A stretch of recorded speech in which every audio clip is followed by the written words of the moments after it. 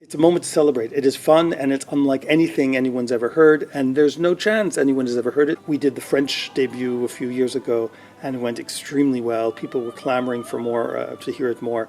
It is a unique piece of music, and it takes a photo of a unique time in history and puts it in a light that we otherwise would have lost.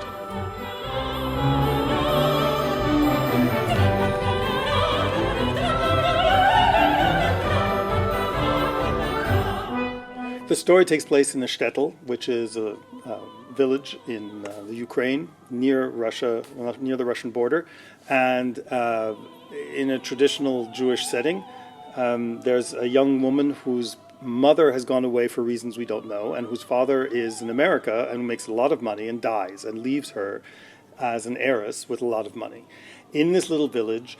And of course, every man around wants to marry her. She's the new golden bride, and that's why we have the title. Goldene Kalle is the word is the expression in Yiddish. The whole play is the whole text is written in Yiddish, but there are moments when characters will speak Russian, Ukrainian, Hebrew, and English, and the mix is what makes this piece so beautiful. This is a melting pot piece. And it's all about the immigrant experience. Yes, very specifically the Jewish experience in New York at the beginning of the 20th century, but it could be also any immigrant experience where you leave your homeland and you have incredible nostalgia mixed with a feeling of remorse for having left and an excitement for being in the new land where opportunity exists where in the past there hadn't been. And yet, even though with all the great opportunities and everything new and wondrous, one has lost something that one has left behind.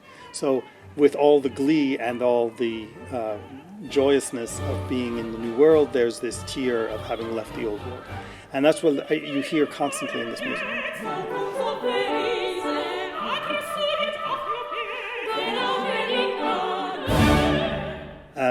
The piece is an amalgam of what was going on in the 1920s in the world. So you had the Jazz Age, Prohibition, post-World War One, pre-World War II. Everything was a mix.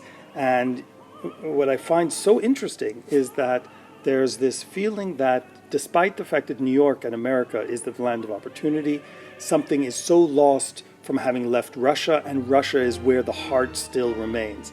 And Russia is, as quoted in the text of the dialogue, the place where Jews and Gentiles will be able to live together in peace.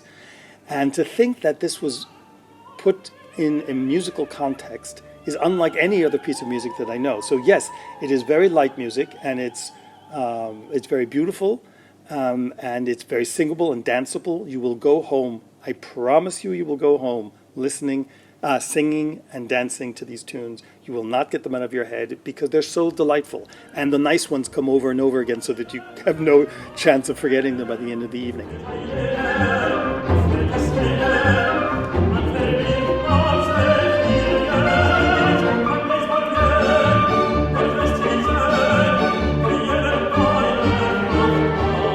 The idea of Opera Fuoco is to give young artists the tools necessary for understanding what it means to express a text, to explain, not just sing well, but to tell a story. Because opera is only going to remain important to us if it continues telling us the stories. Yes, you have to sing well. Of course you have to do. But just singing well is not enough.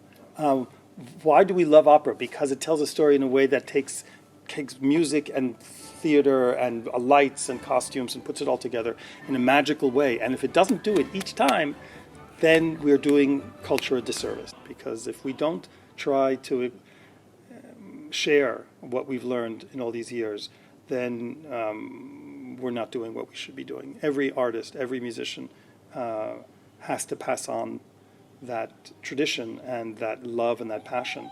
And the more we do it, the more we make sure that music and culture, it will be well taken care of in our futures.